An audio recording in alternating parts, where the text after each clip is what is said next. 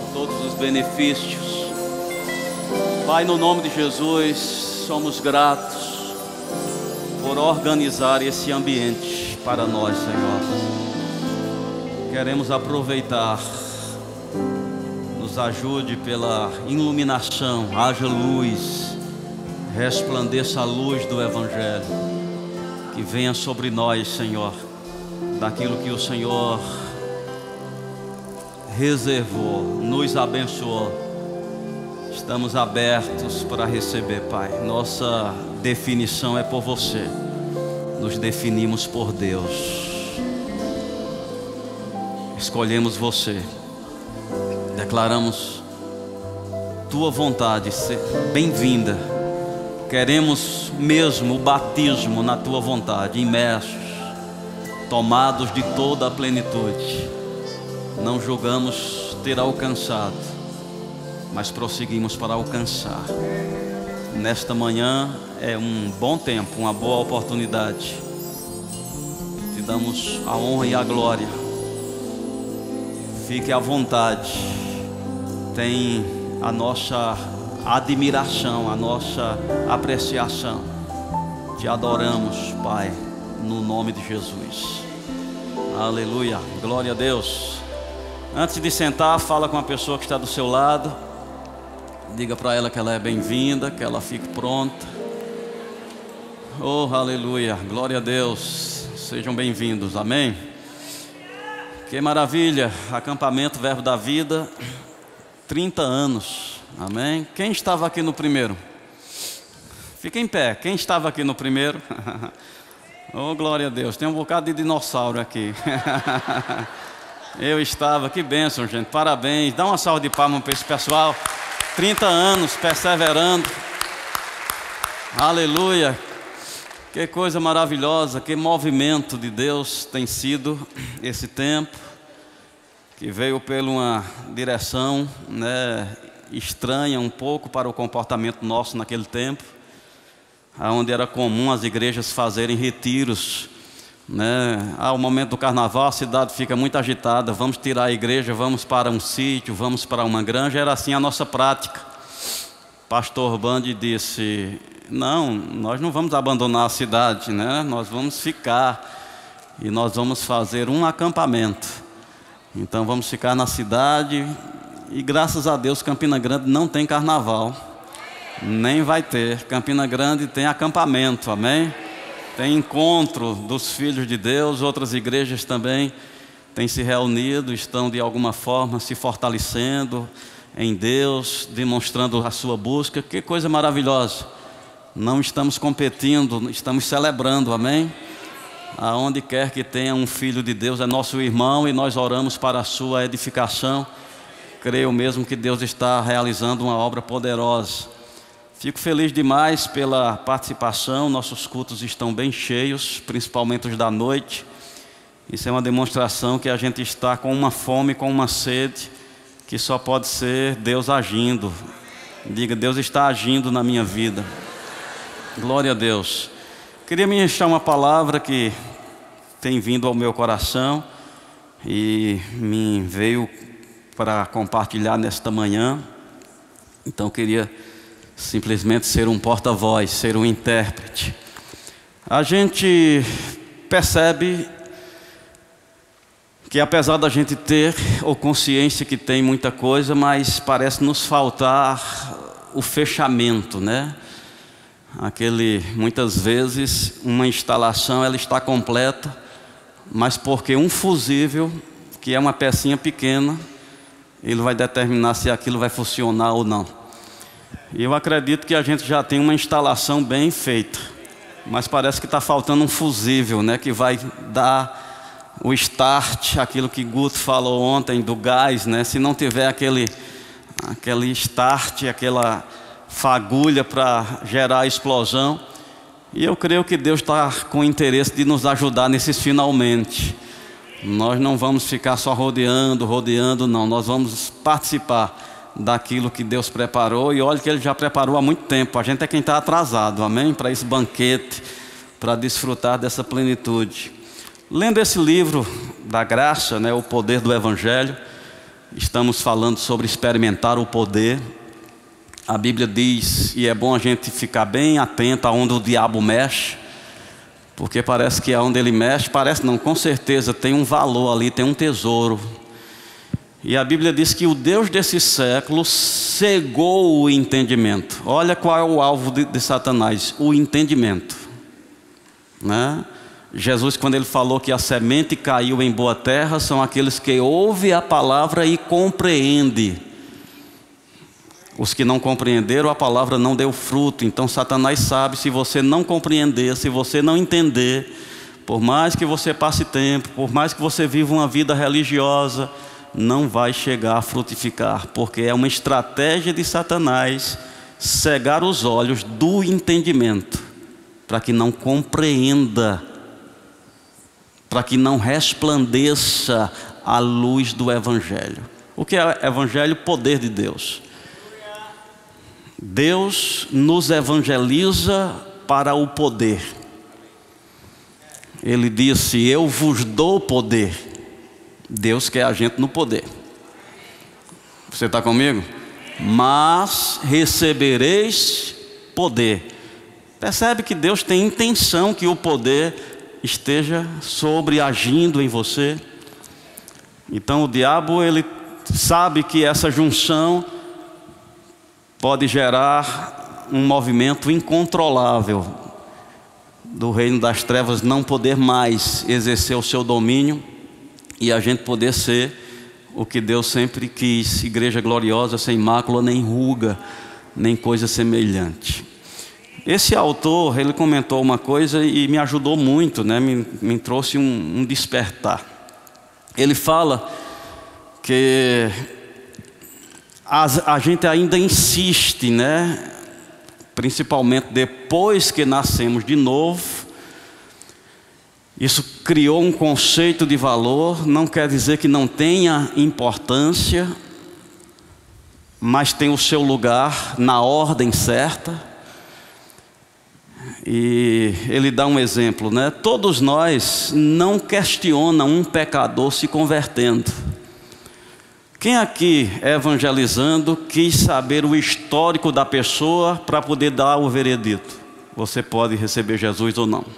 A gente não pergunta, porque a gente crê na graça, a gente crê no favor, a gente crê nessa disposição do coração de Deus de acolher aquela pessoa.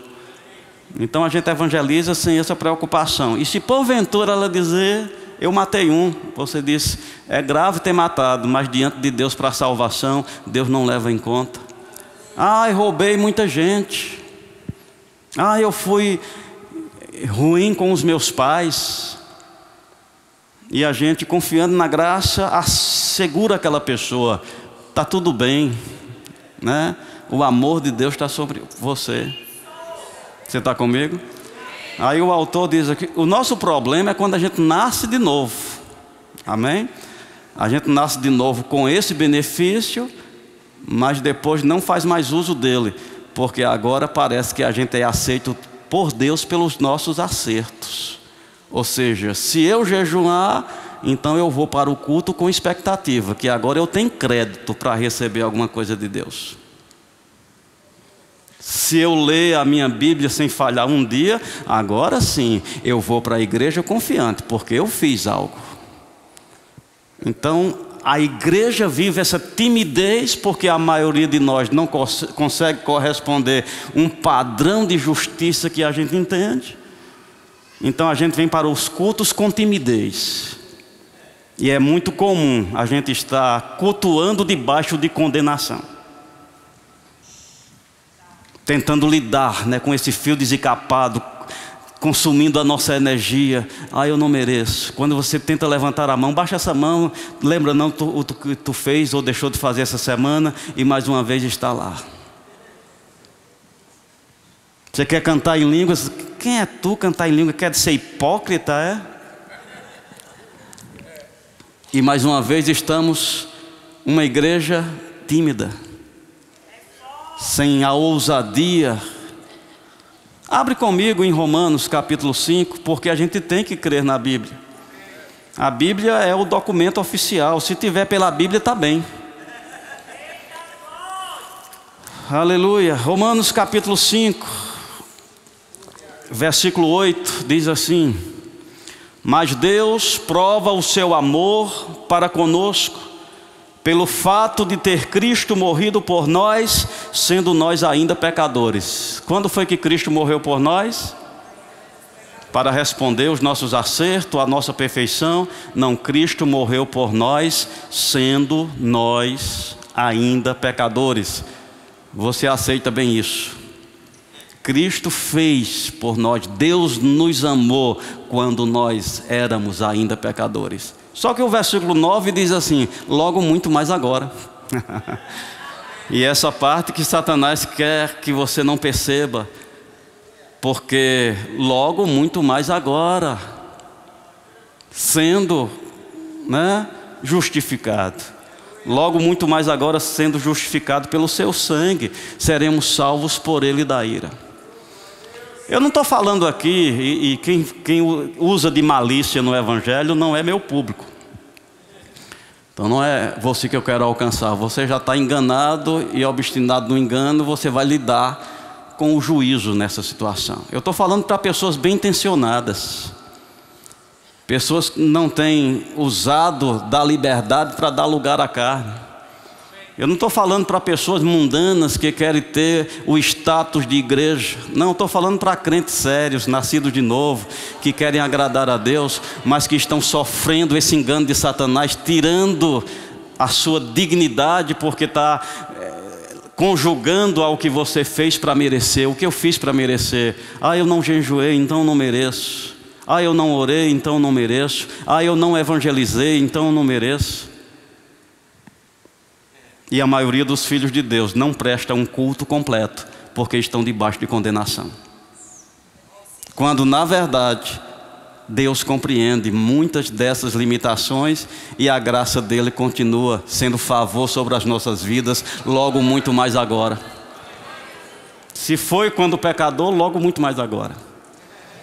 Pastor Humberto ministrando aqui, eu acho que faz um ano, ele falou algo e caiu bem no meu coração, porque já tinha alguns traços sobre esse pensamento. Ele disse: muitas vezes a gente está esperando a perfeição para começar a ter ousadia para obedecer a Deus, para colocar as mãos sobre os enfermos, para evangelizar, para pregar. A gente fica esperando e parece uma espera eterna. Tem pessoas aqui que estão há 30 acampamentos, e parece que a gente não evoluiu muito sobre a ousadia. E pode ser esse elemento de condenação que Satanás tem colocado por causa dessa ideia, que Deus está querendo perfeição. Não, quando era, Deus acolhia. Agora não, agora é por acerto, agora é prestação de conta. Acertou, leva, não acertou, não leva.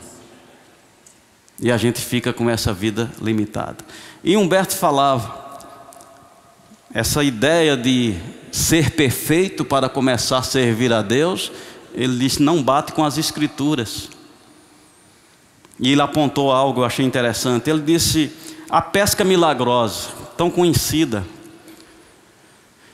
que Jesus envolveu Pedro naquela situação, eu acredito que intencionalmente, pela palavra do conhecimento, aquilo que Deus queria manifestar para Pedro como um sinal, e de propósito foi para os barcos de Pedro, pediu a ele emprestado, usou o barco para a pregação do Evangelho. Ao finalizar, isso não foi como quem dá um trocado, dá um franelinha, não, de intencional, lança a rede ao mar. Ele disse, Senhor, eu pesquei a noite toda, nada apanhei, mas sob a tua palavra eu lançarei a rede. Aí Humberto fez essa pergunta e eu achei interessante. O milagre foi operado por Jesus ou por Pedro? Porque o que Jesus fez é o que Deus faz com a gente, Ele dá a palavra. Amém? O milagre foi operado por Pedro, porque foi ele que creu. E foi ele que colocou a palavra em prática. A pesca milagrosa está no crédito de Pedro, porque o que ele recebeu de Jesus foi uma palavra, como você também recebe uma palavra. E ele foi lá e colocou em prática. E diz que quando ele pegou aquela grande quantidade de peixe, chamou outro barco para ajudar. Lucas capítulo 5, depois você lê. O tempo aqui é corrido. Remindo o tempo, diz a Bíblia. Quando ele pegou aquela grande quantidade de peixe, ele teve um comportamento. O texto diz que ele se ajoelhou e disse: Senhor, se afasta de mim, porque eu sou homem pecador. Esse sentimento de indignidade, eu não posso ser usado. Essas coisas não podem estar acontecendo comigo. Será se Deus não sabia a situação de Pedro, a limitação que ele vivia? Mas mesmo assim, ainda quis dar a ele a oportunidade de viver um milagre. Afasta de mim, porque sou homem pecador. Ele não estava perfeito. Tinha áreas na vida dele não tratadas. Quantas falhas Pedro não apresentou desse ponto até Atos capítulo 1? Então o diabo tem deixado muitas pessoas sem ousadia, porque fica querendo trazer essa falsa piedade. Você não merece, você não fez por merecer. Ah, você faz muito tempo que está faltando. Tu faltou domingo passado, como é que tu espera que esse acampamento vai dar certo para você? Vai pagando o preço aí, talvez em 2024. Mentira, Satanás. Mentira. E eu quero te dizer, Deus aceita parcelamento de dívida. Amém. Aleluia. Porque quando Deus encontrou Zaqueu estava com dívidas impagáveis. Mas ele disse: Senhor, eu vim aqui fazer um acerto. Eu resolvo. Se eu defraudei alguém, eu vou devolver 4 vezes mais. Aqui está à minha disposição. E eu vou pegar metade do que eu tenho e vou dar. Olha, ele não fez isso nesse primeiro dia porque não dava tempo. Mas o céu disse: feito, hoje veio, da parte de Deus, hoje veio. Não vai esperar você pagar toda a dívida, não vai esperar você distribuir o que você disse que tem intenção. Hoje veio salvação nesta casa. Não, você não precisa 2024, é hoje, no acampamento 2023, que você vai se levantar com ousadia para desfrutar plenamente daquilo que a graça de Deus proporciona para você. Nós vamos pegar esse escrito de dívida que Satanás quer trazer para a gente e enfatizar que nós acreditamos que Jesus levou na cruz do Calvário, anulando e cancelando. O que resultou? A gente fica na pesca, né? Ah, que pesca milagrosa, muitos peixes. Ah, vendeu os peixes, pagou a dívida. Isso é fichinha, isso não foi nada não. A bênção de Deus não está nesses peixes não. As bênçãos de Deus estão no impacto na vida de Pedro. Porque quando ele terminou, ele disse: eu faço de vocês pescadores de homens. E independente do sucesso da pesca, eles puxaram o barco, deixaram as redes e seguiram a Jesus. Amém. Humberto dizia: quando você reconhece que não é perfeito, mas Deus lhe usa, isso lhe constrange a mudar. Isso lhe constrange a seguir a santidade. Isso lhe constrange a adequar os acertos que você precisa. Ei, gente, nós vamos eliminar esse engano de Satanás. Você vai se levantar com ousadia para responder à oportunidade que já está estabelecida por Deus. Logo, muito mais agora, sendo justificados. Você está comigo? Agora, tem algumas coisas que a gente precisa entender. Não tem nada que você possa fazer. Jejum. Ah, eu vou lá para a janela 20/40, aonde tem perseguição. Eu vou dar uma demonstração. Eu vou entregar o meu corpo para ser queimado. Ei, nada disso melhora a tua qualificação para a salvação. Nada que você possa fazer melhora a tua qualificação para a salvação. Olha o que diz esse texto. Tito capítulo 3, versículo 5, diz: não por obras de justiça praticadas por nós, mas segundo a sua misericórdia, Ele nos salvou mediante lavar regenerador e renovador do Espírito Santo. Eu quero que nesta manhã você se desvencilhe dessa necessidade de ter uma obra que justifique a sua aceitação. Eu estava pensando, como seria o destino de Paulo se o passado dele lhe pesasse sobre as costas? Perseguiu a igreja, matou cristãos, mas se deparou com aquela luz, com a oportunidade de Deus. Deus deu sinais de aceitação, falou com ele. Ele não ficou, não, mas eu não mereço. Não, mas eu mesmo persegui a igreja. Eu mesmo matei cristão.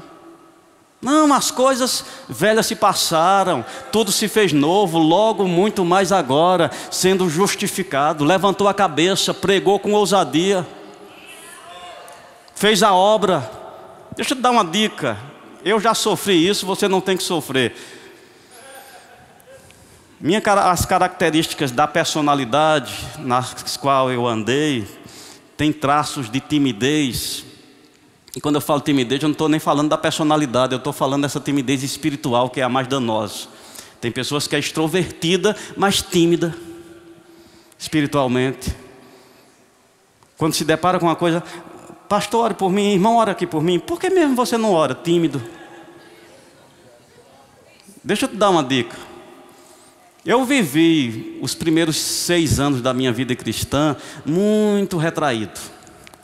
E eu achava que Deus me aplaudia dizendo: ô menino responsável. Eu pensava que essa retração era sinal de responsabilidade. Se surgisse alguma oportunidade, era melhor a cautela. Não, eu não sou digno. E Deus deve estar olhando para isso e dizendo: gostei da sua atitude. Amém? Cauteloso demais, diga comigo, cauteloso demais.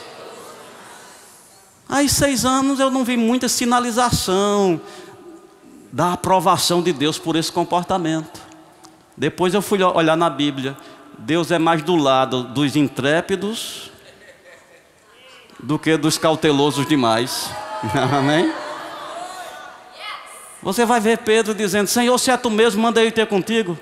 Certamente Jesus já sabia daquele desfecho, mas ele não atrapalha a ousadia. Ele diz: vem, vem. Deus não mexe com ousadia, mas Ele não pode agir em timidez.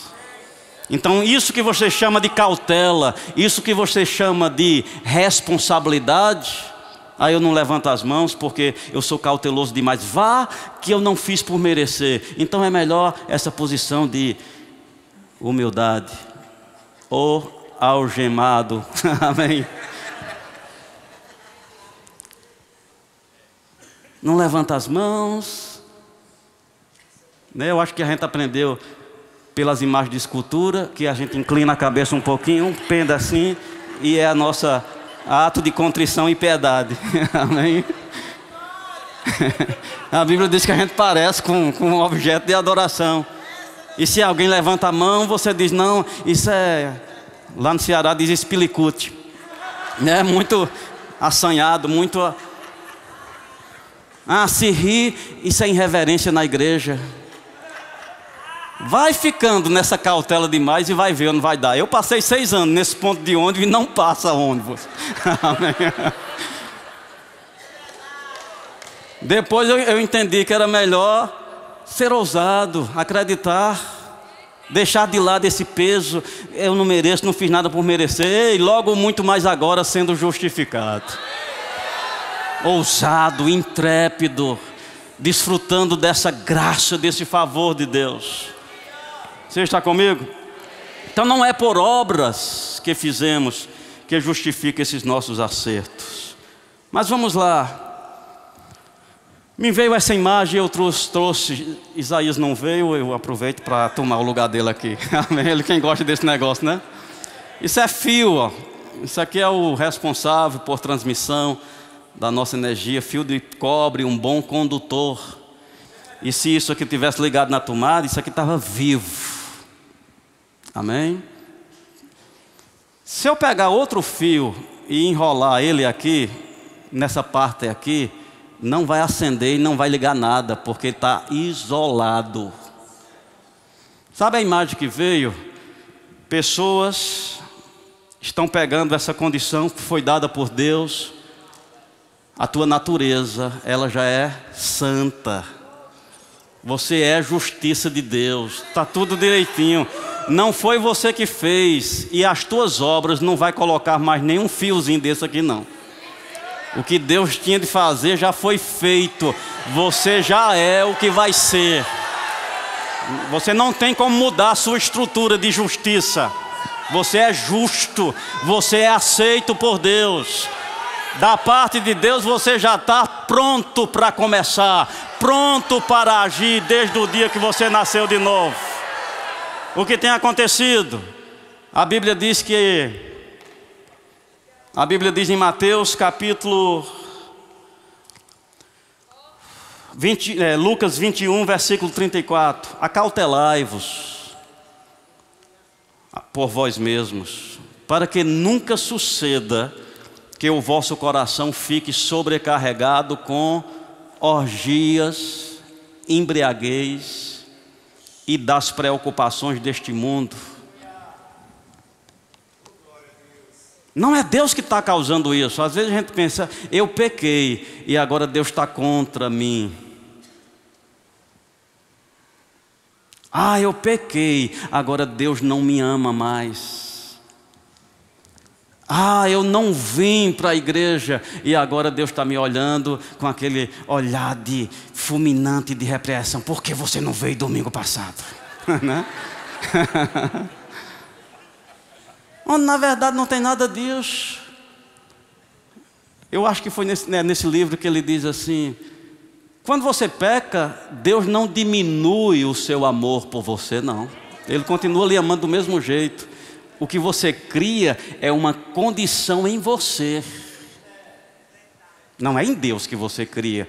Então quando orgias, embriaguez, preocupações, você está comigo? E você deixa essas coisas se repetindo, orgias, que é um tipo de embriaguez vinda de um prazer, vindo de uma noitada. Aí você diz, graças a Deus, pastor, eu te digo que tem muita gente embriagada nas redes sociais. Tem pessoas que não têm domínio. Antes acordávamos, o que estava do nosso lado? Uma caixinha de promessa. Hora que volta as caixinhas de promessa. Eu sei que elas não são muito bíblicas não, porque não é certo só carregar as promessas, tem que carregar só as condições. Mas entre essa embriaguez e as caixinhas de promessa, que volta as caixinhas de promessa. Pelo menos você está lendo um versículo da Bíblia. Mas é embriaguez. Crente incrédulo, se fosse um comportamento mundano, mas crente incrédulo. Não, pastor, mas eu só estou na parte gospel.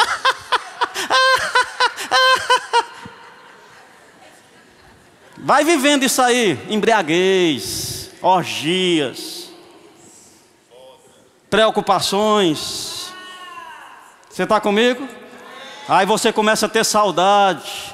Nos acampamentos, lá no começo, eu tinha uma sensibilidade, uma compaixão. Eu acho que é os pregadores que não estão vindo mais dos Estados Unidos. Não, é isolamento.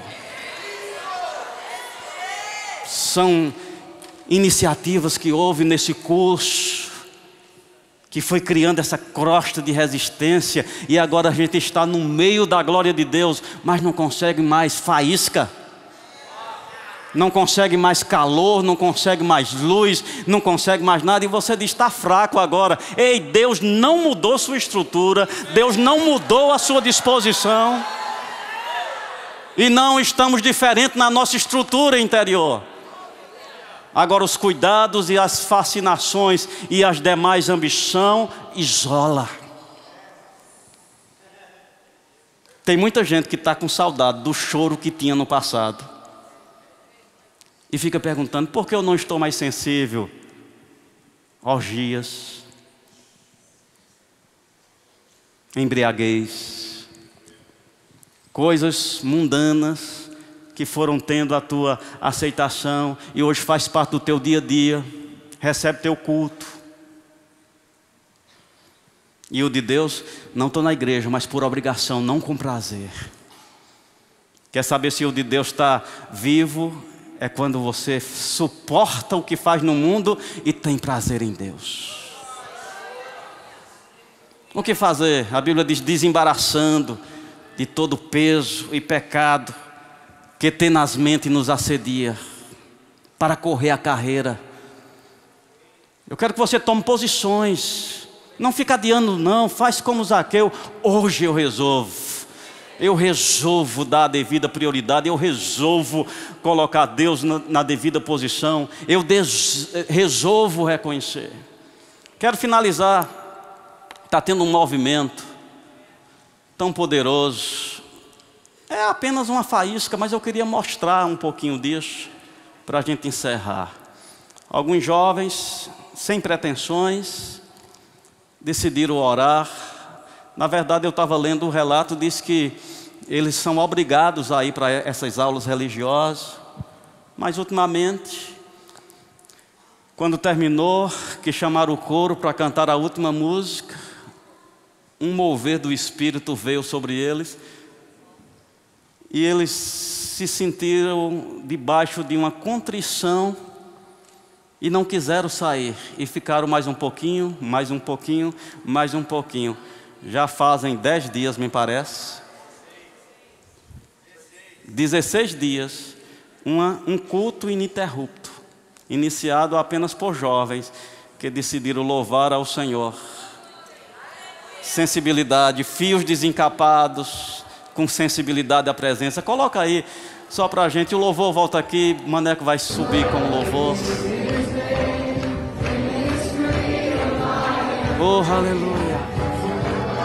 Cadê a imagem? 16 dias eles estão aí louvando. Testemunhos de milagres já aconteceram. Pessoas de outras cidades estão se deslocando para lá. Mas eu te digo, a gente pode ter essa base aonde estivermos. Aleluia. O Espírito de Deus está se movendo sobre a igreja. Nós somos a igreja. Não deixa a condenação tirar a tua ousadia de se lançar em Deus, de se lançar no Senhor. Aleluia. Onde estão os jovens que estão aqui? Jovens, tem um movimento que Deus sempre... Fiquem em pé os jovens. Tem um movimento que Deus... Um padrão, né? Que Deus sempre coloca expectativa na geração. Foi assim com os que saíram do Egito. Deus percebeu limitação nos pais e disse: vocês não, mas os seus filhos. A gente viu quando Deus usou Daniel, Sadraque, Mesaque, usou Davi.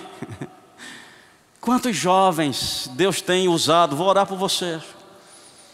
Quero que você fique pronto, quero que você se determine a ser limpo. Tem uma unção nesse tempo, pairando sobre a juventude. Vocês serão instrumentos de Deus, de grandes movimentos sobre a face da terra. Os mais velhos têm feito, têm trilhado, têm preparado um caminho. Mas eu quero te dizer, Deus tem uma grande expectativa em você. E não importa se você é mestre, profeta, evangelista, pastor. Ei, não são funções, são corações. Você já tem o que Deus precisa, um coração rendido. Esses jovens nem fizeram nada, simplesmente se renderam. E dali um aroma, um perfume, enchendo as narinas de Deus. Oh Pai, no nome de Jesus, aqui estão os nossos jovens. Nós acreditamos como você acredita. Canais desobstruídos, limpos, páginas limpas. Nós cobrimos os nossos jovens e declaramos: Satanás, você tem limite, porque sobre eles nós reclamamos o sangue de Jesus. Jovens limpos, ousados, intrépidos, prontos a obedecer. Eu declaro paz na continuidade desses jovens. Eu declaro caminhos abertos. Eu declaro inspiração, Senhor, vindo para eles. Em nome de Jesus, obrigado por esse movimento que está acontecendo em alguns lugares, tocando universidades, lugares onde a educação está sendo deliberada. Obrigado por movimentos. Igreja gloriosa, sem mácula, nem ruga, nem coisa semelhante. Nós nos levantamos para ser e fazer aquilo que o Senhor determinou. Canta uma música enquanto o Maneco sobe. Oh, aleluia, obrigado, Senhor. Aleluia, obrigado.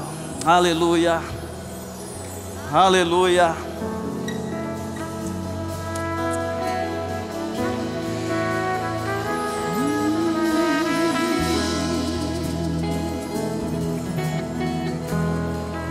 Rendido em tua presença,